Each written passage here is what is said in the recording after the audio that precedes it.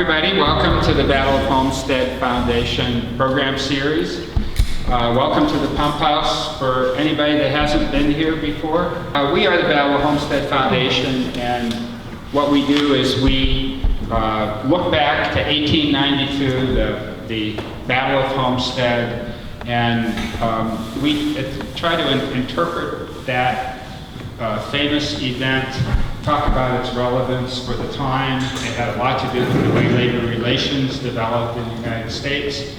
And we also talk about and try to interpret it from the standpoint of the average working person, the average person living in the community, how did it affect their lives and their rights as Americans.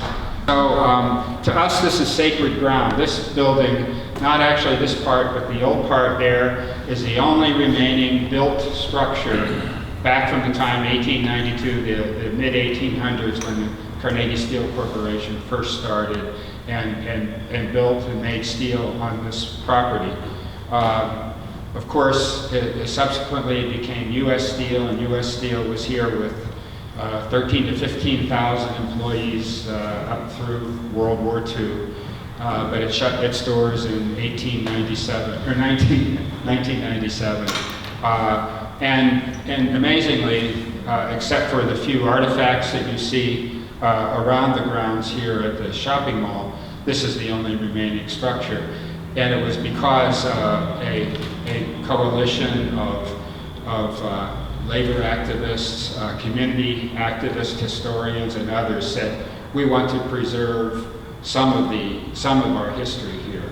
And we hope to carry on that tradition. So the Pump House is, for us, a sacred building, and what we do is we do educational activities here twice a month in the summers. So we're very happy to have you here. And I want to introduce Rosemary Trump. Rosemary has been almost a founding member of the Battle of Homestead and has been the spearhead for our organization's effort to develop and eventually build a history of labor and future of work center. So, Rosemary? Right. Well, I do want to thank each and every one of you for coming to make a presentation to our organization today. And the primary purpose of our invitation, and Betty, I want to thank you particularly, Betty McDevitt, of picking up the ball and organizing this very, very valuable program, because while we have an acorn at this gathering, it is going to grow into a mighty oak tree with your help, with your assistance in the future for our organization, because our goal is to help you grow your programs as well as to grow the programs ideally through kindergarten through 12th grade and onwards, by beginning to introduce trades and manufacturing and hands-on work jobs at the earliest level that is possible to do. We like to believe that it could actually start as early as kindergarten and work its way through, so that students aren't led to believe that the only option is to be college bound.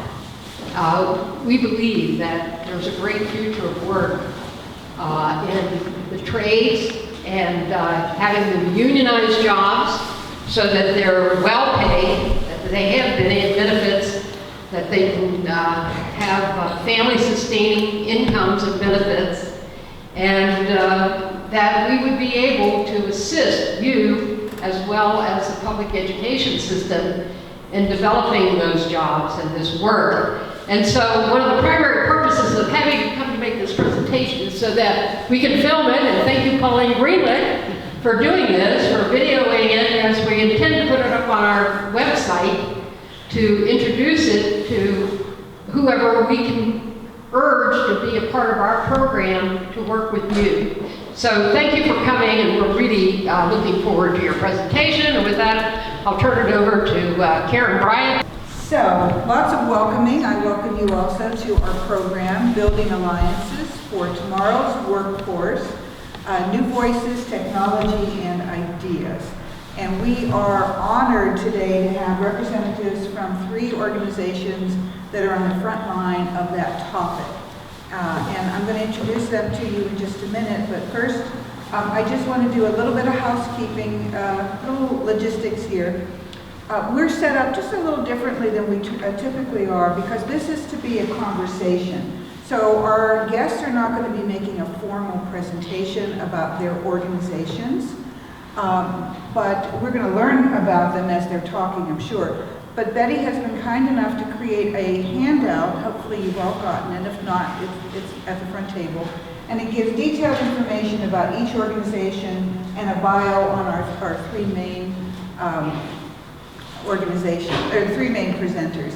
And we also have two people who've gone through the programs, and they represent the new voices as part of our discussion today. And speaking of Betty, I want to thank you for your passion about the future of work, your insights on this topic, and your great contacts for bringing this all together for us. So we'll thank you even more at the end. But also thank you for pointing out that we're at a convergence in our region right now of some interesting dynamics that make this topic very, very timely.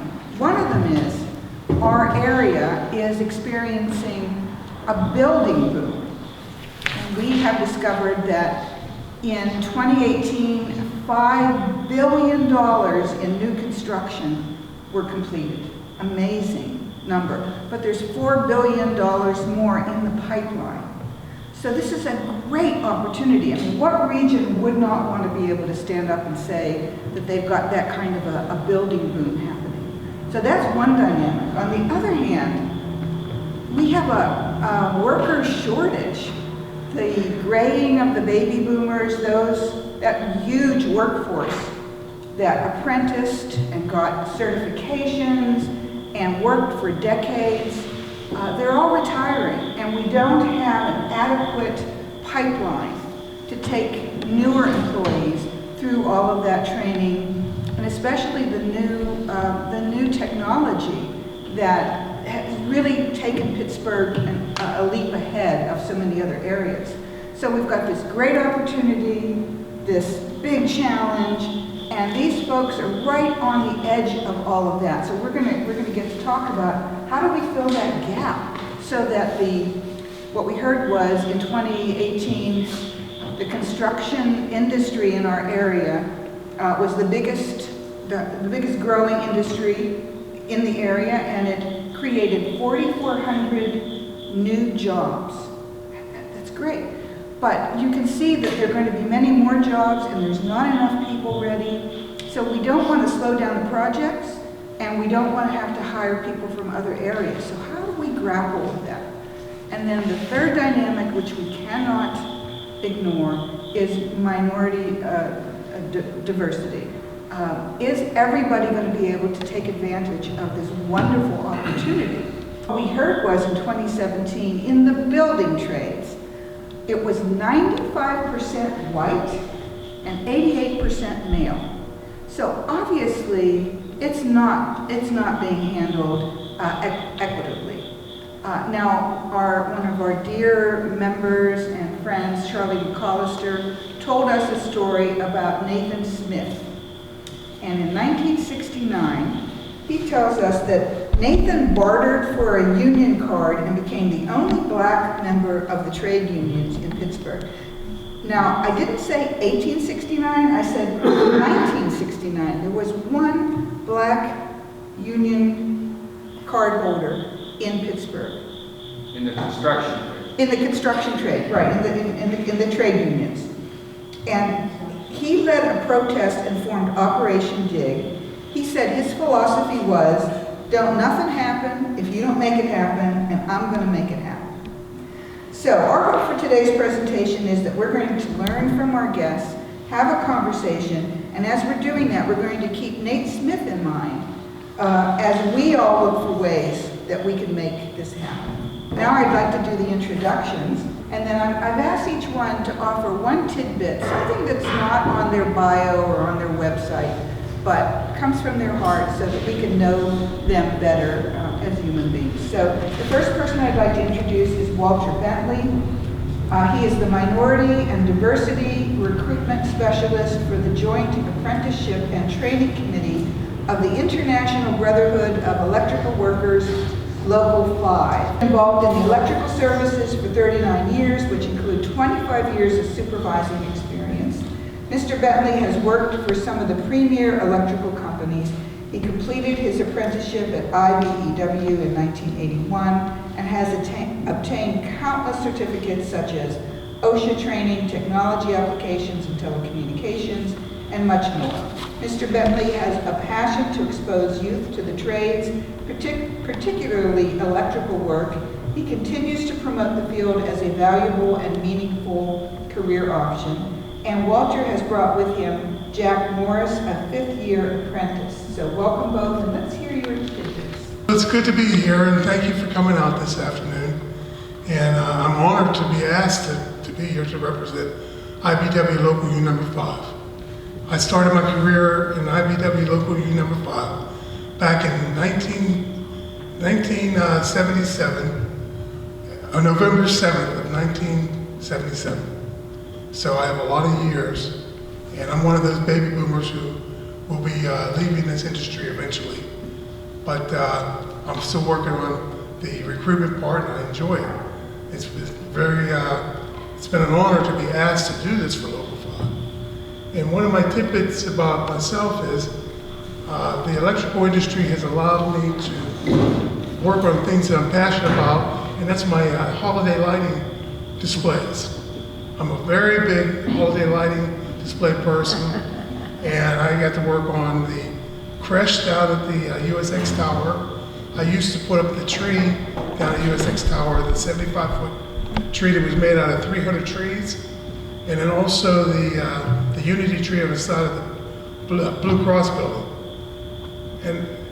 and all the lights up and down Fifth Avenue. So in October, when everyone's getting ready to celebrate Halloween, I was always bringing things out of storage, relamping and cleaning Christmas decorations. And I enjoyed that. And I carried that on at home. And one of my neighbors threw down a gauntlet one year and said, okay, we're going to decorate all in white and red. And I did that on the street that I lived in Monroeville. And one day my parents said, hey, turn your lights on. I said, I'm not done yet. They said, I know you have enough up, turn them on. Well, lo and behold, it was the night that they were judging in Monroeville, and I won the Children's Choice Award. All right. In Monroeville for my Christmas lights. So that's my tidbit, and I'm going to hand it off to Jake, who is here to support me. And he's a fifth-year student. Great tidbit, thank you. I'm Jake Morris. I'm a fifth-year apprentice, and I actually work for U.S. Steel down in their Eric Thompson plant. I found out about the local because of my dad. He was actually Walt's apprentice. Jake is very humble, but he's a very good member of our local. He volunteers. He's very involved, and that's what I tell people. I tell people who work with me, get involved. It's your local. Get involved. Give back. And when you give back, things come to you. I'd like to introduce Stephen Shelton, the founder and executive director of the Trade Institute of Pittsburgh, TIP. He is a U.S. Navy veteran with 45 years of experience in the construction field. While managing his own masonry company, he realized the need to bring a new generation into the trades to not only prevent a shortage of qualified workers, and this really touches me, but to give those with the desire, heart, and talent an opportunity they never had a chance to take advantage of. TIP students learn the fundamentals of the construction trades while fundamentally changing the way they think about themselves and their futures. Steve is a native of Pittsburgh, married with a son and 2 grandchildren, and he has brought with him today Alfredo Rodriguez, assistant welding instructor, who came through the program over 2 years ago and is now it says solid tradesman. Solid tradesman. He has a wife and 2 daughters. So Steve, let's hear your tidbit. Well, I want to thank everybody just for having us here, just to be able to talk. I really, just even the description, building alliances for tomorrow's workforce, Running the Trade Institute of Pittsburgh, I get to meet a lot of individuals, and there's nothing greater for me. That's pretty much my life's work now, is to see people get from wherever they are to get tools in their hands and work in jobs. So I'm a very blessed individual to be able to do what I do on a daily basis, and I want to thank you for having us here just to start a conversation to see how you can, there's nothing better when you're doing work like this, the three of us sitting at this table, to have somebody say what you're doing is really cool and we want to help you out. And that to me is just speaks volumes about what you do and what you're in this for. And I guess on my tidbit, I'm really happy we're sitting in a brick building. I was walking up here just looking at the outside of the building and some of the brick details and everything. So we're sitting inside a really cool old masonry building. I love the trades. I've mastered about 5 different trades throughout the years. Started mixing mortar with a hoe when I was 12 years old with an old African-American guy. Joe Johnson was 62 and I was 12, and Joe was the one that taught me how to mix mortar and 10 bricklayers. And there are 3 things I'm in love with these days: is my wife, my grandchildren, and golf. Very good. And that's the only thing I get to do really other than work. And but the other thing I'll say is the thing that I take the most pride in, and the thing that I love the most, is to be able to sit next to a guy like Alfredo, who I met a little bit over 2 years ago, and has gone from where he came from, and now he's a solid tradesman, and I'm really proud to be able to just sit here at this table with him, because he's exactly why I started what I started. To, you know what I mean, just to see somebody just take it and go with it. You can set the table all day long, and my grandmother used to set a beautiful Thanksgiving table, but you got to sit down and eat, and you could set the table all day long, but if people don't come and take it, Walter and I were talking about a little bit earlier, we can want it for people all day long, but they themselves have to want it. So it's really cool to be here with Alfredo. He's a great man, and my name is Alfredo Rodriguez. My tidbit would be that I was once an ex-con, but it doesn't define who I am. It's just part of my past. I'm grateful for second chances, which I've been given, and I try to use that to influence others who were in my position as well, to try to bring them through and teach them that change is possible. So with that said, thank you. Thank you. I used to work on the ore docks in the blast furnace at U.S. Steel Gary Works. After college, I did Peace Corps, and then I went into retail merchandising, and ultimately I returned to Gary, Indiana, and went to work, turned down a management job, and went to work in a production position in another blast furnace, the number 7 blast furnace at Inland Steel. So it is with a distinct amount of pleasure that I sit here in the shadows of Cary Furnace, because I know what went on in that blast furnace. I did it every day as a craftsman, a combination millwright, pipe fitter, welder, and rigger. So multi-dimensional, multiple crafts. But I was sitting here and I asked John if he was going to, he didn't hear me, but he turned that picture around in the far rear corner. And it was a picture, an image of an individual in gear, in fire retardant gear in 1980. That was me. That wasn't me personally, but I wore that gear every day. And so it is with a distinct amount of privilege and pleasure that I'm here talking about transformative kinds of opportunities and where we need to move as a nation and as a culture as we go forward. Klaus Schwab, the head of the World Economic Forum, wrote a book in 2016, published a book in 2016 called The Fourth Industrial Revolution. And it's well worth reading. It's a nerdy book, but it clearly talks about where we have to move as a society. Clearly, what needs to occur is learning. Learning is a lifelong obligation. We have to have more skills tomorrow than we have today. We have to have greater knowledge tomorrow than we have today. And next week and for the rest of our lives, it's a lifelong obligation. So, some of you I've known for a long time. Joni and I have been together at Just Harvest for a long time. I've known John Hare and Rosemary. And so if you know Joni, you know Joni's a warrior. A flat ass fighter. Ain't gonna give up, will battle to the end. And it truly makes me appreciative of her. And it also exemplifies what I'm about, because that goes back to my tidbit.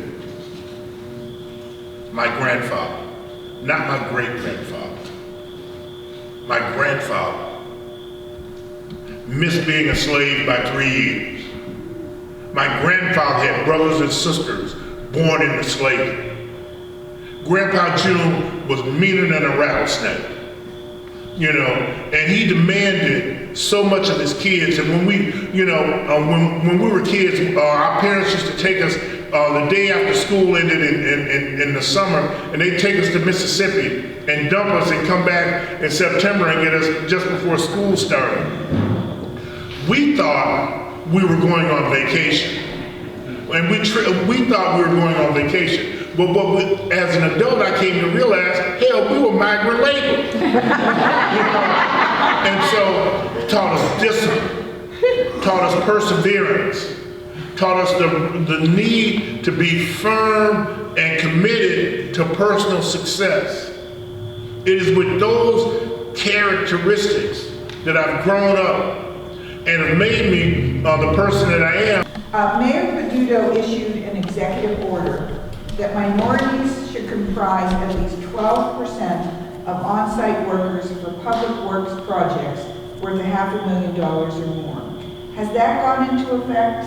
What impact does that have? And do privately owned corporations? I think the mayor was serious, sincere,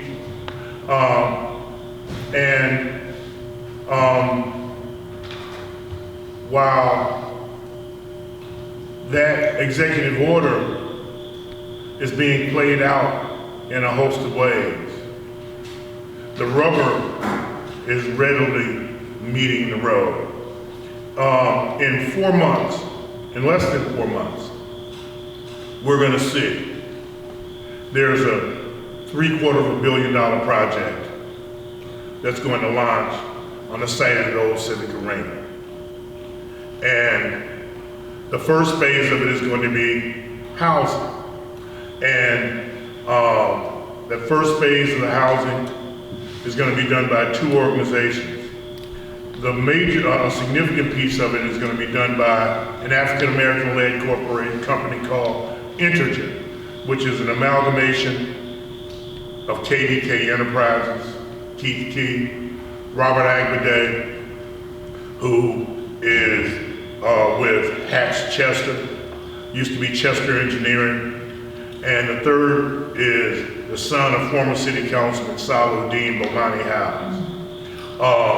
They're going to build at least 400 housing units on that site. That's going to be an MWDBE operation. So clearly, as developers of that project, they have a responsibility and an obligation to ensure that the general contractor hires numbers that exceed this. We're not settling for 20%, 12%. We're looking for 35% of folks that look like me, have dreams and aspirations like me. And as I told them last week, if we don't meet those numbers, I'm making picket signs already in my basement. So we're gonna go to the mattress, because again, in every phase of the operation, that has to change. The mayor, and I don't want to belabor the point, but the mayor has also created a department within his administration of equity and inclusion. Whether you like Bill Peduto, whether you hate Bill Peduto, or whether you're neutral on Bill Peduto, I believe the mayor has a sincere commitment to move forward. As part of what I do as an elected, we've created an organization for the last three plus years of the Pittsburgh Black Elected Officials Coalition. And we've been meeting with the Allegheny Conference, Partners for Work, and other entities and foundations and corporations in the chamber. And we are saying that across the spectrum, transformation has to occur. It has to occur on the design side, it has to occur on the construction side, and the permanent jobs that are going to be left. And if that doesn't happen, there's going to be trouble. In the spirit of Nate Smith, we will do whatever's necessary to make it work. I also have to commend the county executive, Rich Fitzgerald. Whether you like Rich, whether you hate Rich, Rich is committed to transformation. The director of the MWDBE department, Ruth Bird Smith, just retired this past Friday. And we, myself and the administration, have been having discussions for multiple years about the need for change. And I think the executive this coming week is going to make his budget address to the county at our upcoming county council meeting. And people will be pleased to hear how we're going to transform the MWDBE operation and make it proactive and engage and create real opportunities for transformation across the spectrum. We're going to make it work. We got work to do. Thank you so much. For our organization at Local 5, there's a clear mandate on trying to recruit minorities and women. Okay, my job was created to do that. But yes, my job was created to be able to reach minorities and women who are interested in becoming tradespeople. And we have a lot of minorities and women in our trade already, but one of the problems I see with the existing members is we did not reach back and bring our children and family members into this. We fell into that trap of college for all. And now we're paying for it. We have college education debt and no jobs. So now it's a way of turning things around and getting people to understand that these are good paying jobs. You're still going to end up with an associate's degree, in our case from CCAC.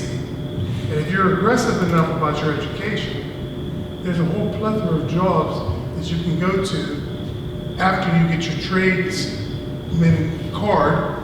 And if you're aggressive enough, you can go back and educate yourself, become an engineer, become a business owner, a lot of things. So, that's why I had that sign over there from the Builders Guild, because it's a clear path to success. For someone who doesn't want to just do the trade for the rest of their life. Because it is a trade, the trades are really set up for young people. As you get older, you need something to fall back into. And like I said, we're constantly working to bring in minorities and women, and believe me, I don't want to be told that we don't have enough. That's not an excuse that I can accept. But I go everywhere and I try to recruit. You know, but there again, you know, if people don't come to us and take the exam and do the things that they need to do, what are we going to do? And that's a very important. If I may, that's where programs like Intro to the Trades, that's run out of the Energy Innovation Center and the Pittsburgh A.Philip Randolph Institute come in. Both of our programs are somewhat similar. We believe that what we do at the A.Philip Randolph Institute goes deeper and broader, because not only do we look to identify and recruit individuals from underserved, underrepresented, and previously incarcerated communities, but we, while Intro to the Trades focuses just on that, primarily the construction and building trades, the A.Philip Randolph Institute looks at construction and building trades, manufacturing, and the emerging energy sector. And so additionally, in the next 2 weeks, we're going to announce another expansion of an additional program to create additional training opportunities in other sectors as well. The emerging energy sector goes beyond the cracker plant. A month ago, County Council passed a piece of legislation called CPACE, Commercial Property Assessment for Clean Energy. And what it does, it creates a process that will allow commercial property owners across Allegheny County to go and raise capital to retrofit their properties to reduce energy consumption and battle climate change, and also to reduce their operating costs, and to plow those savings back into paying off their capital liabilities for reducing energy consumption. And when those bills are paid, that will be an added inducement to that property owner as reduced operating costs. So it's a win-win all across our society. That legislation was initially passed by Philadelphia County. We are looking to introduce it into Westmoreland County within the next several months, because again, it will create additional employment opportunities for folks to do real energy auditing. It takes President Obama's climate change work to another level to go from single-family homes to commercial properties across our region, and we need that in our battle to deal with climate change. So it's about how we look at things creatively to move in a collective agenda forward. I have two brothers. One of them was a union carpenter, and one of them was a non-union carpenter. And my union carpenter brother was able to retire with benefits. And he's got my non-union carpenter brother says he's never going to retire. Their children are computer programmers. My sister has two sons. Their father was a insulator and a welder. They're computer people because they did not feel respected, and so they wanted their children to. They sent them to some other profession. We need to figure out how to give respect and honor to the people who work with their hands. And that's in my own life. I have seen that lack of respect for the people in my family, and then they just said to their kids, no. And my brother, he retired at 56 because the fumes and everything, he had to have physical therapy from bending over. So there's so many things that trade union people endure. But now that respect that we need to build up the respect. How do we tell children This is a respectful thing to do. Every morning at the Trade Institute of Pittsburgh, the first thing we do, I believe also, you know, a lot of the individuals, probably 85% of the individuals that are coming through the Trade Institute, coming out of incarceration. And I believe if you can change the way somebody thinks, you can change the way you can change their whole life. So we concentrate on that heavily, along with the skills that go along with it. But the dignity that's been lost in the trade. So we've lost about a generation and a half of time, okay? And everybody going to college, and, you know, I think about, and my grandfather worked right over here with the Homestead Works. My grandfather and grandmother were up here in Munhall, back when they had trolleys that came down off the hill. I never got to hear him say these words, but my grandmother, who I would go up there and sit with, was in Munhall. My grandpa would walk down to Main Street in Munhall every morning, get dressed pants with pleats, white shirt, tie, hat, and jacket, and go down and get on the trolley, come down over the hill, go into the mill, get changed, do his day's work, and there was such a dignity that they had back in the day. So this is probably one of, I'll put it to you this way. I think it took a generation and a half to take it out. And I think what we got to do is we're going to have to work a long time to bring it back. Because here's the deal, is the more individuals that walk and DeWitt and us at the Trade Institute of Pittsburgh can put the work and put them back into the communities. And they're putting their families together. They're working good jobs, and they're buying houses, and they're doing all this stuff. Listen, we're spending $50,000 a year to keep people in jail, one person. It costs about $8,000 to train them one time, put them in a job. We do it in 10 weeks. And then coming out of the Trade Institute, a minimum, we're working with the trade unions. We've gotten guys into the Boilermakers Union. We have a good many guys in the Laborers Union, but that hasn't been an easy discussion either along the way with the labor unions. I was a union guy for years. I was a union contractor in this time. So I know exactly what these every contractor is looking for. Show up on time, work hard, and be teachable. But the contractors, on the other hand, this is a very, very difficult question to answer. I believe there's great aspirations and great intentions from Mayor Peduto and Rich Fitzgerald and them, and they really want to see all of this region thrive and anybody that wants a job. But here's the deal: if you have to have the training, you have to have the ability. If I take and I look.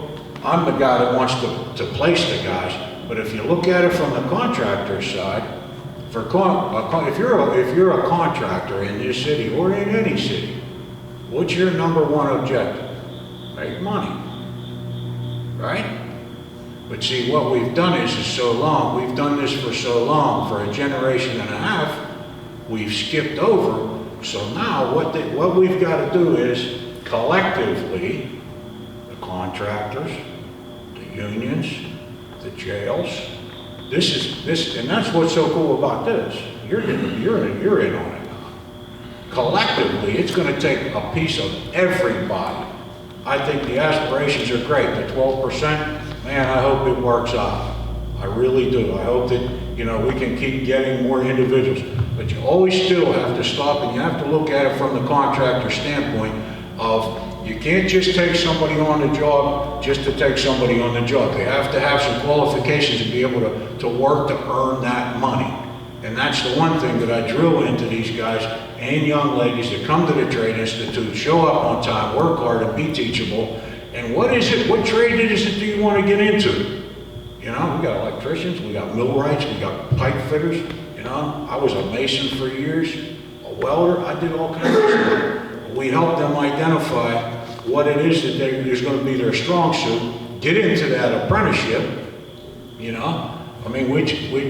where is it? One of the pieces of paper, you said 95% of the construction workforce in the city of Pittsburgh is white. And, 90% of the guys that come to the Trade Institute of Pittsburgh are African American.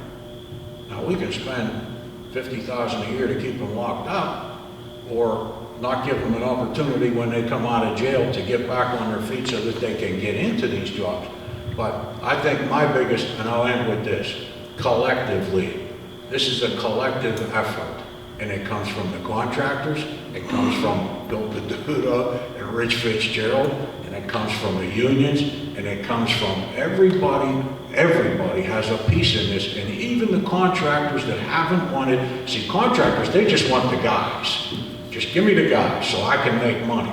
But now it's to the point to where the contractors, if we can get them invested to a certain degree to say, hey, we don't have the guys you're looking for. The guys that you're looking for aren't walking the streets anymore. They're just not there. Okay? The talent isn't on the street. So what are we going to do to train up this next generation that we've passed over? So now we've got they want to put it, everybody wants to put it on one person's back to get them trained and give them to me so I can just make money. But collectively, and I think that's what's happening now in Pittsburgh, and it's really cool to be a part. Coming through and through the training and going into this career, are you feeling a sense of pride? I mean, what are you feeling? I'd love to hear your thoughts about how you're feeling. Sure. I could say that when you're sitting inside of a cell and you really don't know what to expect when you're coming home and you're thinking that you want to change, but if there's no doors for you to open, then it makes it kind of tough, and you get caught right back into what brought you there in the first place. But personally, I can say that when I go to work every day for the Trade Institute of Pittsburgh, there's definitely a sense of pride. When I come home to my wife, my children, it's different than it was when I was doing things that weren't correct. There's definitely the dignity to come home with my head held high and to be a productive member and not to be down and carrying that weight of negativity that you're involved with when you're doing things that, obviously, aren't right. So there definitely is a pride factor for me personally, in my own experience. Pride every day. My dad, he was doing this, and it's all he said. It was either that, go to college. So I went into the trades. I just don't want to ruin his name. So I feel pride every day. Going to work, coming home from work, making something out of nothing. It's just a great experience. I love doing what I do. Lifelong obligation. It's how we build a collaborative effort. I'm pleased to be able to say that I've been working with the Pittsburgh Public Schools for the last 4+ years on their career and technical education component. We have to, at one point in time, when folks went to work 40, 50 years ago, there was a whole different demeanor. Folks dressed for success, went to the mill, changed their clothes, did their job, came back, showered, cleaned up, and came back out looking like pros. Now, our society has evolved. Again, one of the virtues of our challenges, or one of the challenges, is that we were taught that our kids had to do better than we did. And so, as a result, don't go into the mill, don't go into the VOTEC programs. You had to be an academic because college was the only path to success. Steve was right in a host of ways.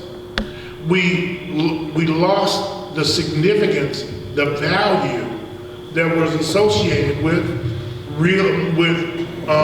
physical work. That it was okay to to learn about ones and zeros computer code and earn $40, $50, $60,000 a year and have to call a plumber and pay him $100 just to show up and look. You know, so again, it's our priorities, how we've seen that, as opposed to being able to do work. Learning is a lifelong obligation. We have to put career and technical education and vocational programs back into the high schools, and they have done so in most of the schools, many school districts across our western VA. And we have to also begin to push it down into our middle schools and our elementary schools to create a continuing pathway, because again, the fourth industrial revolution, if you read it, talks about transformative kinds of processes, nanotechnology, a host of kinds of issues that we're going to be confronted with, and automation of our society. But then, even though there's going to be continued automation and more work done by machines, there is a need for folk to run the machines and to repair the machines and to do those kinds of things. So it's about how we look at it strategically. Now, I'll shut up on this point. The Pittsburgh A.Philip Randolph Institute is Breaking the Chains of Poverty Workforce Development Program. It's an 8-week, 320-hour program. 4 weeks is spent teaching people life skills. Because again, those life skills, societal kinds of things, workplace ethics, financial literacy, time management, conflict resolution, ethics. Those aren't practiced and taught fundamentally anymore. We need to rebuild those, as well as give folks certifications, like hazardous waste operations, emergency response, national certification, OSHA 30-hour construction safety, and national certification, mold remediation. Many of our houses have mold, a 24-hour national certification, PennDOT Flaggers card, state certification, CPR, first aid, which is a benefit not only on the workplace, but in the communities in which we live and serve. So it's about how we strategically look at training and its implication as well as its application. We have to deal with issues differently and very candidly. And Alfredo said something very critical. 1 out of 3 of our participants has had a prior criminal conviction. It's about how you create a pathway and build the kind of relationships with people to create that second chance, and to treat folks with respect and dignity and hold them to high standards that they can, that everyone can meet and everyone's expected to match. I have to say this because I spent so much time doing it, sitting in job trailers on a job, you know, the Bextron water treatment plant in these different places around the city, the old bricklayers, the old German guys, the old Polish guys, the Irish guys, these guys, they came to work. When they walked in, they had a thermos that was probably 30 years old, looked like it had been dropped off the scaffold 40 times. They had the same stuff, their levels were oiled every day, and they came walking in and they carried themselves with such, these guys. A lot of them spoke broken English, but they carried themselves. And I learned so much from that. Now, it was like, those guys are gone. You know, so it's going to take work on just putting things back into, you know, I study a lot about the trades in other countries, like the Germans over in Germany. When you get to be a journeyman at something, you're almost revered like a professor. You know, there's that much. I mean, it's almost over the top. The other thing, and I'd love to see this happen. I know in Italy, when these kids go to high school, in the morning they go to school, and in the afternoon you got to pick one of 4 things. You're either a tailor, a woodworker, a mason. I forget what the 4th one is. Carpenter? Carpenter. Shoemaker? Shoemaker. That's it. That is it. That's it. Shoemaker. Well, let me ask you a question. What makes the finest shoes in the world? What makes the finest suits in the world? Do you see what I'm saying? I beg to differ with you. Best shoes are made in Appleton, Wisconsin by a company called Allen Edmonds. American made, and American constructed. We'll leave that up for debate. Yeah, and so, yeah, absolutely. But what you were talking about was cooperative education that needs to be rebuilt here in America. I just wanted to know if you guys thought it would be beneficial and would help with the pride and the dignity associated with the work for you guys to open the doors to your union halls a little bit. I'm not sure how much you guys do like community events and just invite people to come out. If I just wanted to know, like, do you guys do something like that already, or is that something that like you feel like is a need for that? Because as a person that's from the city and lived here my whole life, it's not many times where I've like seen a cookout or something, just a community event for people to come out and engage and learn and really see the skill and the hard work and dedication and the need and all the good things that are associated with the trades. I do that with guys I come across on, as far as what our school does, especially people that I cross, just generally in the street and whatnot. But I don't want to speak for our school completely, but I know that Mr. Steve and the Trade Institute of Pittsburgh, we're involved in the community. We're always, we actually have an alumni meeting that goes on for where you can bring your family members, and we do have barbecues and things of that nature. And we have a brick oven that we use outside of the school, which the community comes through, and there's free pizza for everyone. And there's always some kind of event going on, definitely at the school. I believe Mr. Steve would be best apt to answer this question. The best way, I'll keep it really brief. The best thing that I love the most is engaging in high schools, with certain high schools.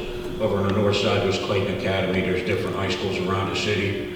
What we'll do is, one of my favorite quotes in life is a man with an experience isn't at a man or woman with an experience isn't at the mercy of a man or woman with an argument. So I've got 90% of these characters that have been in prison, okay? A lot of them did 5, 10, 15, 20 years.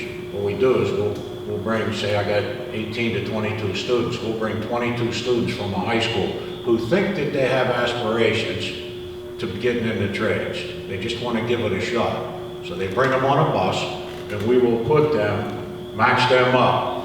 One student coming to one of the students that's there in the school. Teach them how to lay a brick in a non-threatening atmosphere, and talk to them about why they don't want to keep going on the same path, or why it would be good to get into the trades and everything. So it's that they can speak to them much better than I ever could. So that's one of the ways we're engaging with the high schools and the younger people to get into the trades.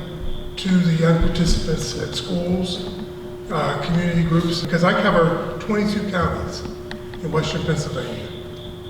And like I said, I'm invited to a lot of different things. But even at your own school, down at the A.Philip Randolph, I come down there, and matter of fact, Whit and I talked about this, can be coming down in the near future to talk to the group. The groups like your group and Steve's group, and building of the trade, the other group up in the Energy Innovation Center, they are great grounds to talk to people who are interested.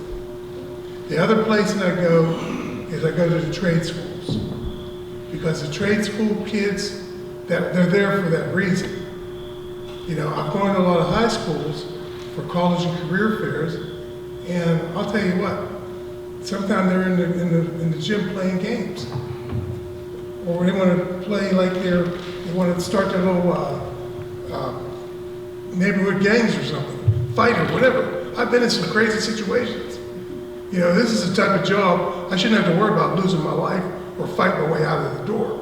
But I tell you what, I've been in some city schools that I thought, well, I'm really worried about myself, and I shouldn't have to do that. So this is gonna have to start, like I said, this is gonna have to start with a good conversation. Like Steve said, we're all gonna have to work together.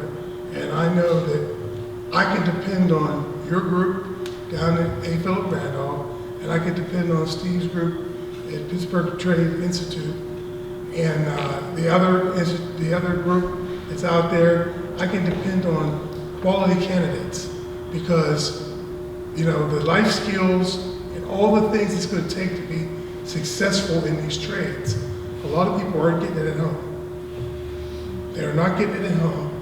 So it's a sad thing that you have to give it to them after they're 18 or after they're 25 years old. Explain just basic things that people should have. But that's what it's all about. That's what it's all about. And like I said, we're looking for people. That's a fact. People just have to show up with a high school diploma or a GED, a valid driver's license. They don't even have to show up with a car, but show up with a valid driver's license and be drug-free. That is the big problem.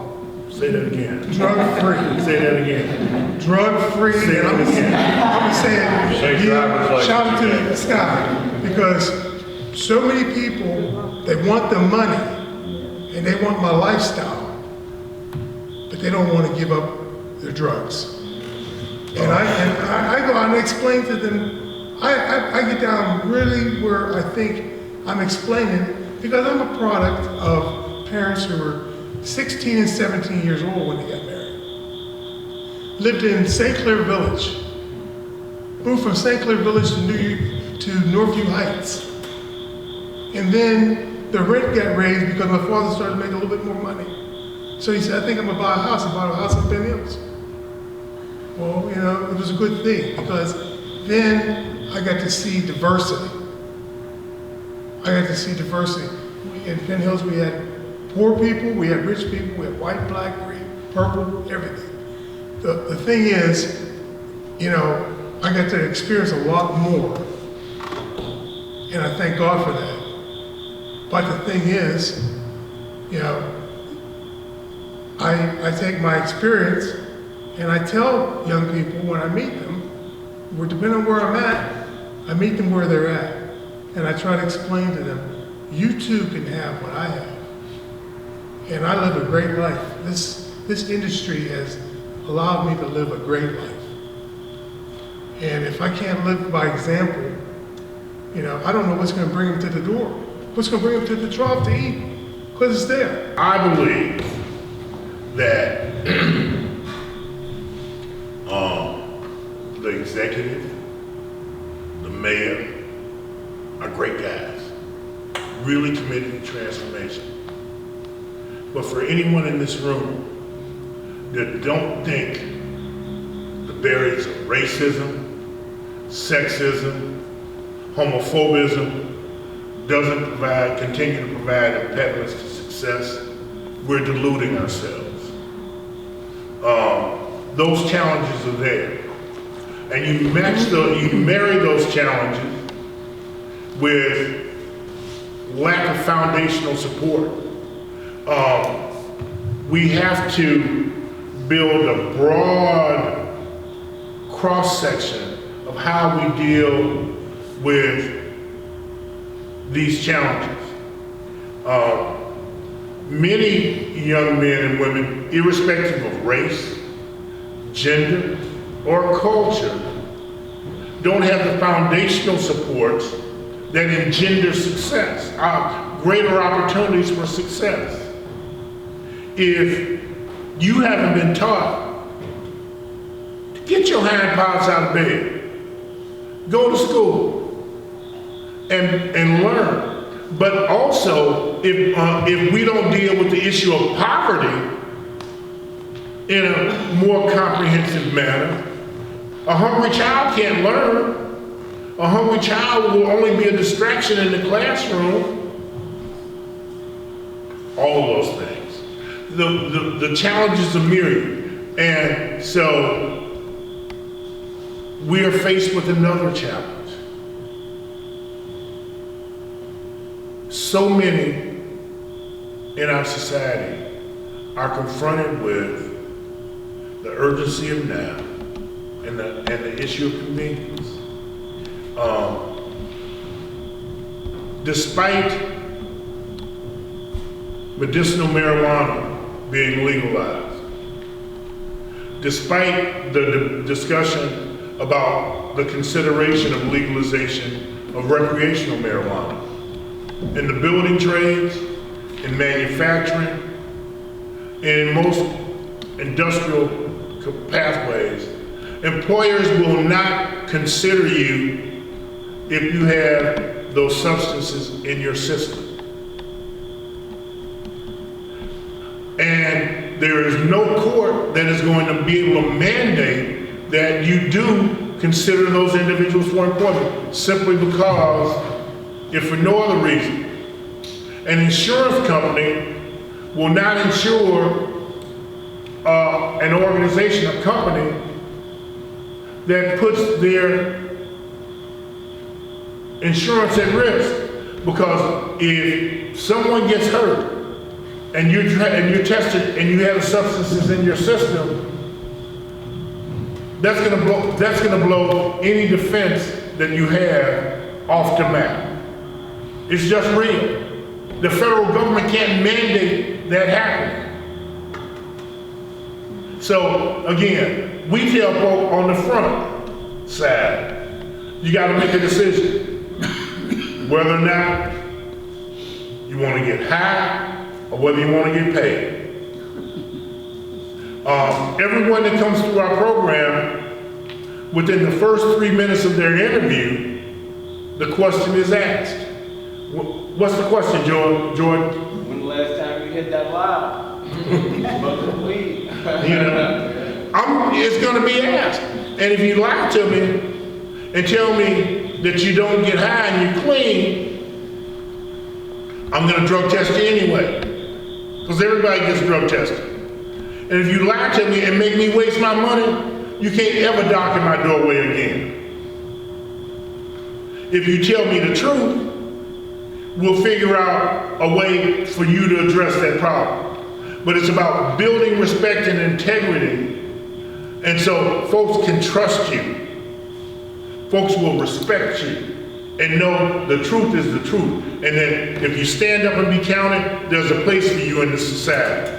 If you want to come with a bunch of bullshit, get on down that line. I think if you were able to take your program to the school systems and work with teachers to introduce your program to children at a young age, have a program, again, starting with kindergarten and making presentations to elementary schools, children that might have an aptitude and an interest in craft type work and technical type work, and test that they're good with their hands, and work with the parents at an early age, and work through the system while they're going through middle school and high school.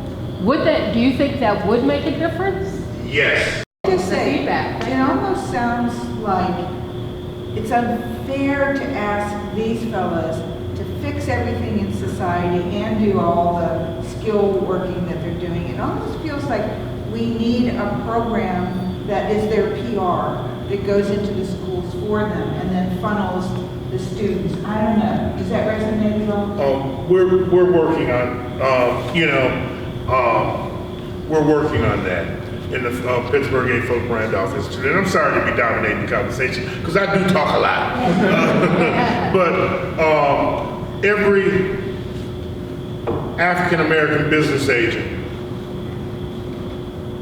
of the building and construction trades is on the board of directors of the A.Philip Randolph Institute.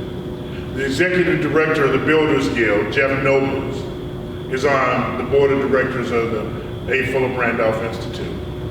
The deputy director of the Highway Contractors Association is on the board of the A.Philip Randolph Institute. So you are the PR person?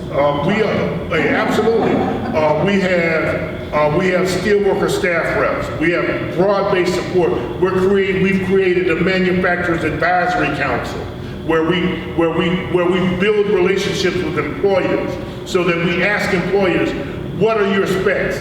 You tell us what you need, and we will prepare people to meet your specs. We meet people where we find them. I've had a wealth of life experiences. I've been homeless. The only drugs that I've never tried in my life was ecstasy and bath salts, and I never smoked crack. But other than that, I've done it all. So I know what it feels like to get high, the urgency of getting high, and all of those kinds of things. I meet people where I find them. I can talk to them about it. And I say, at the end of the day, I made a simple choice to move forward. Look at me now. What I want to ask about is your opinion or your thoughts about what can be done in working with the prisons and with the prison system that has become such a major moneymaker for people, and what kinds of expectations as we as citizens should be having for the outcome of somebody going to prison. And in the Allegheny County Jail, to house somebody at the Allegheny County Jail, it costs $100 a day to house an inmate, to house someone at the Allegheny County Jail. Steve and the Trade Institute of Pittsburgh has a program that's housed, the portion of it is housed in the Allegheny County Jail. Am I correct, Steve? Yeah, let's hear from Steve. I think that's the main purpose of hearing. No, they wanted it, but what happens is I'll go into and I'll go on the re-entry pod. They have a re-entry pod on there, so anybody that's on the re-entry pod, they'll be, I guess, maximum on that pod for a year. They call that re-entry. So I'll go onto the pod, tell them about the opportunity that's out here. One of the things we do is we work really close with halfway houses. You got Renewal, you got ACTA, you got Braddock, you get different halfway houses. So what we'll do is get them bus passes to be able to get from where they are. They'll be released to come to the Trade Institute for the 8 hours a day. It's 8 in the morning to 3:30 in the afternoon. Structured just like a work day. You got 15-minute coffee break in the morning, half an hour for lunch. I give them 15 in the afternoon, which we never got, but I'm a nice guy. So they get to 15 in the afternoon, and it's just like I said, just like a work day, and they're laying brick and block all day long. And what we do is we assess their talent level. I believe that's the most economic way to assess somebody's talent level, by watching them lay brick and block, because we can reuse those same materials over and over and over. If it's a detailed person, see, one of the things in society today is, especially, is knowing that I work with 85% of my clients are coming out of jail, primarily African American, never had a tool in their hand in their life. And here's where I come from. And I have to say this because this is a big part of what I do. I'm a man of faith, and I believe that God created everybody to do something. But if you were never given the opportunity to do what it is God created you to do, you're going to do something. And a lot of these characters made really dumb choices. And they sold dope, and they carried guns, and they did all that stuff, and then they went to jail. Now they're coming out of jail, and they're worse off than when they went in. With no system really, and that's, Dwight even said it, he said, and somebody said it, meet them where they are. Meet them right where they are. Because, I mean, you get characters that leave the halfway house, they got a bag of clothes on their shoulder and $20 in their pocket. See, there's a lot of this stuff that the whole of society knows nothing about and never sees. You don't know until you got somebody standing in front of your desk that says to you, I don't know where I'm sleeping tonight. Or you have, the last 3 months that we were in operation, had 3 different guys come walking in, they didn't have a birth certificate, no form of identification, nothing. And when they left the Trade Institute of Pittsburgh, we worked with them, we got it through it, and they left with their driver's license.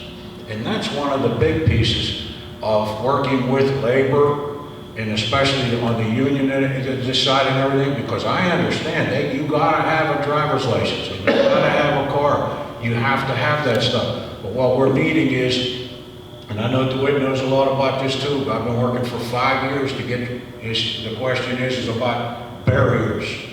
So if there's one tangible thing that you want to shout about, it's about we got HB 163 passed last year for the driver's license, which is good for restoring driver's licenses from there forward. But the restoration for all the retroactivity for everybody that's coming out, I can't get them a doggone driver's license because that law is from here forward, but they didn't put the retroactivity in on it. So if you want to yell about something and you want to go to Harrisburg or anything, we need that retroactivity piece, and I believe they worked that into Act 95, what they're calling it right now. We have the support of the mayor, we have the support of a whole lot of people, but we really need this to happen because these union jobs, like, whoa, these guys, to get these guys, to restore this.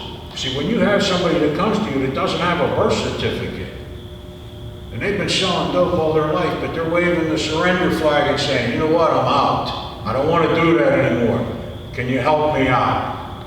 We break the system down as simplistically as we can. No matter what problem it is that you have, we're going to help you get through it.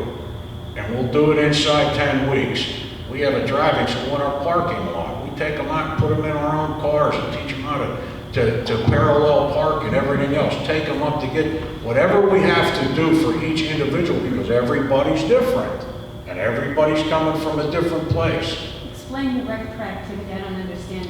So retroactivity on the driver's license piece is when they did HB 163, there's nonviolent drug offenses and non-payment of child support. They will take your driver's license. So if you go to jail and you had a suspension of your driver's license, say you got pulled over and they got you with an ounce of weed, okay? So they will put you in jail and take your driver's license for 3 years. But the suspension the suspension doesn't start till you get out of jail. That's not actually correct, Steve. What happens is the day that you're confined, you can demonstrate that you were confined, and as a result, you didn't have access to it. But the point he's raising is really critical. It's really critical. They would take your license for crack, and what that does for poor and working and the working poor, it's another barrier that's difficult to overcome. And we can't get them into the unions. The union jobs that you're talking about. Listen. I can get somebody a 15, and I can tell you, I say this without any fear of contradiction. I can get somebody a $15, somebody that wants to work, show up on work, show up on time, work hard and be teachable. No fear of contradiction, I'll get you a $15 an hour job. Today. You get through my 10-week program because I'm going to watch you. You're going to show up on time, you're going to work hard, you're going to be teachable, or you're going down the road. Okay? It's plain and simple. I will get you a $15 an hour job. That number goes up above $20 an hour. I just got a 19-year-old kid who grew up in Homewood, who never had a job before in his life. We got him his driver's license. His mother helped him get into a car. And the first job this kid had, he just went to work at a small masonry contractor here in the city. Kid's 19 years old. He was a union labor the next morning, making $22 an hour with full benefits. Just had a three-week-old daughter with his wife at home, living in a little place somewhere. But how? From $15 to $22 with the benefits to take care of that because of the driver's license piece and all of that. It's huge, and we're in this thing for 5 years now. Me and DeWitt stood in front of the House, the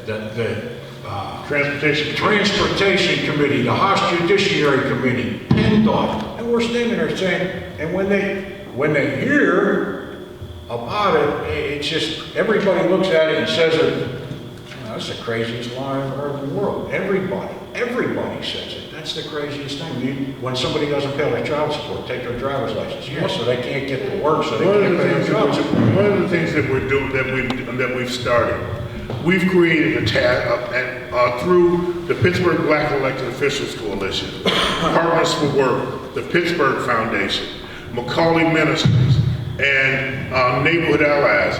We've started a task force that we're working on to begin to address in a more comprehensive manner this whole transportation question, to go beyond the simple driver's license, because most of the jobs are not on the bus line. So we have to look at that holistically. When you look at a bunch of us do-gooders, we want to look at it in terms of adding bus routes.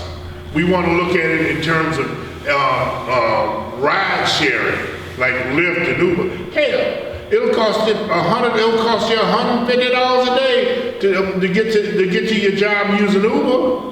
So it just doesn't work. So we have to find comprehensive solutions to that. But the commitment to move a process forward is taking shape, and we're gonna find solutions. If people are committed, we'll find solutions. We have to meet people where we find them, give them a reason to have hope, to believe and trust in themselves and someone else, and transformation occurs. Hope, opportunity, and transformation. What's one thing that we could do as an organization, or that we should be grappling with? And I hear about supporting legislation. Is there anything else that we can be looking at so that we can be supportive of what you all are doing? One thing that I always say is to share our information with your friends, family members, and networks, because people will listen to people. And if you have something that you have read or seen here today that you're passionate about sharing, then share our information, because that's how my phone is ringing off the hook this year. And I'm glad of that, because things have changed and things have turned around. Yes, of course, we've made some changes, and we have some fancier literature out, and we're really exposing people to our partnership with the CCAC. And a lot of parents are looking at that saying, yeah, that sounds good, because what I tell them, if you send your student directly to college, and another student goes into our program, the college student is going to be $500,000 in debt, and the other student is going to be debt-free and have probably made $500,000, in 5 years. So it's a no-brainer. It's a no-brainer, because we even have professors from Pitt suggesting to their engineering students to come through our program first, so they can become a more valuable engineer, whether it be electrical, civil, whatever, because they have a field experience. So I'm getting a lot of calls for that too. We're always talking about college. What college do you want to go to? You got to start planning. If I had to say one thing, it would be to give people second chances. I mean, if I didn't stumble upon this program, I'm not sure where it would be today. So definitely judge someone for their character as opposed to the color of their skin or what they've done in the past. And that's The thing that I got to do was really cool. Is the morning I even got to come down, and you're wondering what there is more to do. Just keep doing what you're doing. I mean, it was cool. I got to come down and share with you about what I do and what we do at the Trade Institute of Pittsburgh, and that led from that, and then you came for a visit, and then I just, one of the things that I always value, and I value a lot, and I try to get the students at the Trade Institute to do, is I try to get them to find an old tradesman, somebody that they can sit down and talk to and just talk about this stuff. You know what I mean? Because I always valued, if there's one thing I wished, I told God, if I could go back in time, I would love to go and work on like the Cathedral of Learning or something with the old stonemasons. just to hang out for like a month or so, just to be on the job with those guys, because these are characters that didn't have CNC machines and everything. They had hammers and chisels, and you look at all this ornate, beautiful stonework and everything, and they did that back in a time where they didn't have technology. They had hand tools and these. And so, I thank you for just even doing this and just keeping, if you could talk to some elected officials, if you could keep on the high schools, if you have connections with high schools with different principals or whatever, it's like let's keep talking about how we can get this back into the schools, as it was taken out pretty quick and pretty easy, so it might take a little bit to get it back in, but I think with enough voices we can get it done. Continue to be advocates for equity, opportunity. Continue to do what the Battle of Homestead supports every day. To fight sexism, racism, homophobism. Continue to be a voice for justice. Be advocates. Martin Luther King said, the fierce urgency of now.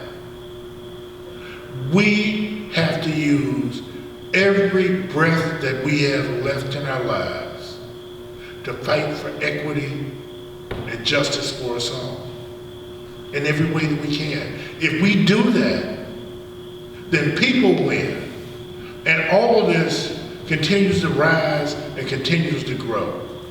Keep being who you are and what you are. Thank you.